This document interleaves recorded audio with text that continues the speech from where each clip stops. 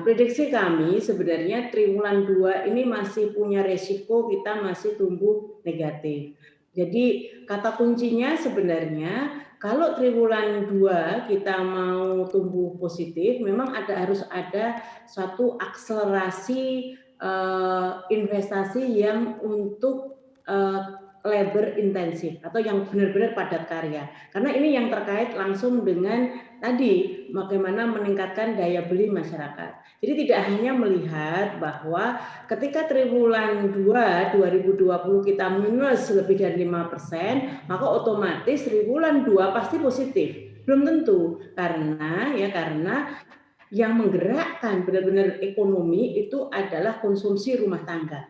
Jadi kalau konsumsi rumah tangga ini belum mengalami perbaikan atau pemulihan, maka kita sulit untuk mampu tumbuh positif. Jadi ini yang secara angka-angka statistik seolah-olah mudah. Jadi karena kita di triwulan sekali lagi di triwulan 2 ini 2020 dulu kita tumbuh negatifnya besar, maka asal ada tren peningkatan quarterly gitu dari triwulan 1 2021 ke triwulan 2 2022 dan dengan menyederhanakan misalnya amunisi untuk triwulan 2 cukup banyak termasuk ada Ramadan dan juga hari raya, tidak sesimpel itu.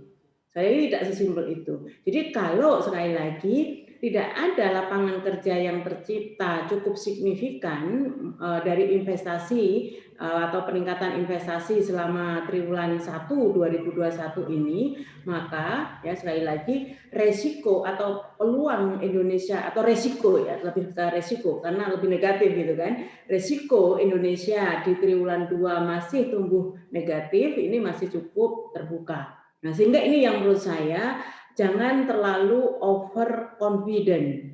Nah, sehingga kalau kita tidak over confident, maka effort untuk bagaimana menciptakan benar-benar investasi yang berkualitas ini akan semakin optimal gitu. Karena kalau kita lihat, mengapa ini kita warning Mbak Monica, karena Mhm. triwulan 1 memang kemarin masih BKPM ya, kemarin belum Kementerian Investasi, BKPM mengumumkan memang terjadi peningkatan investasi. Tetapi ternyata peningkatan investasi yang terjadi ini lebih banyak ke sektor-sektor capital intensif atau padat modal. Nah, juga ke sektor-sektor jasa. Nah, sehingga impact-nya terhadap peningkatan penyerapan tenaga kerja juga masih rendah. Nah, kalau penyerapan tenaga kerja masih rendah, dari mana masyarakat punya tambahan amunisi untuk meningkatkan belanjanya?